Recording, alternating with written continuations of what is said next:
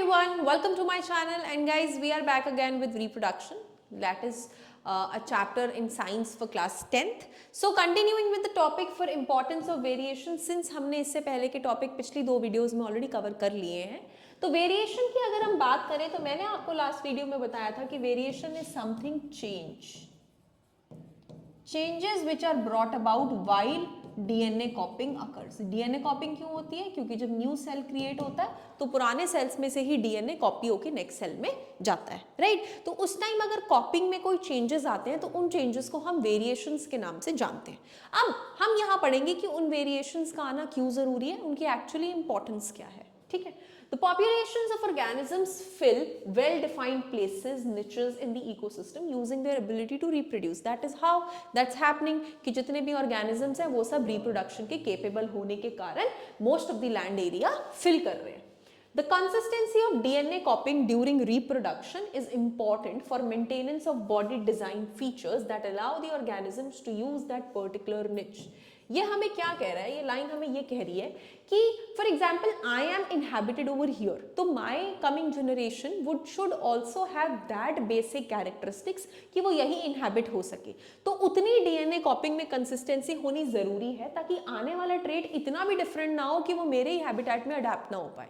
ठीक है ना, तो वेरिएशंस इस कम होनी चाहिए बट इतनी भी नहीं होनी चाहिए कि पर्सन अडेप्ट ना कर पाए in that particular habitat, right? Reproduction is therefore linked to stability of populations of species. जितनी species है उनकी stability से linked है क्या? Reproduction.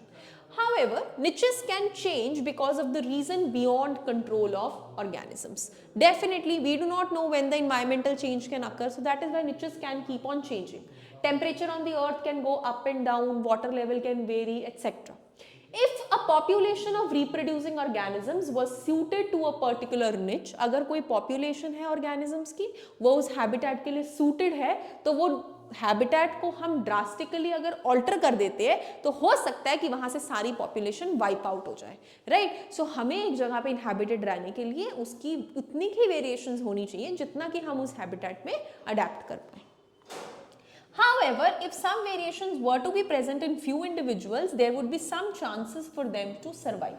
अब वो कह रहे हैं कि थोड़ी थोड़ी variations अगर रहती हैं तो survival के chances ठीक रहते हैं. ठीक है, thus if there were population of bacteria living in temperate waters and if water temperature were to be increased by global warming, like कुछ बैक्टीरिया है जो पानी में रहते हैं लेकिन पानी का टेम्परेचर ग्लोबल वार्मिंग की वजह से बहुत बढ़ गया है तो most of the bacteria would die, right? But the few which are resistant to heat, जिनके अंदर वो जीन है हीट रेजिस्टेंस की, वो बेसिकली सर्वाइव कर सकते हैं और इस तरीके से variations over the time useful भी है स्पीशीज में बिकॉज बदलती इन्वायरमेंट के साथ ऑर्गेनिजम्स के अंदर थोड़ी बहुत ही रेजिस्टेंट जीन्स होनी जरूरी है. जैसे आजकल आपने देखा होगा गर्मी भी बहुत ज़्यादा पड़ने लग गई है, ठीक है, ग्लोबल वार्मिंग की वजह से ये इफेक्ट बहुत ज़्यादा बढ़ गया है. तो उस केस में यार हमारे अंदर कुछ वेरिएशंस होनी बहुत बहुत इंपॉर्टेंट है.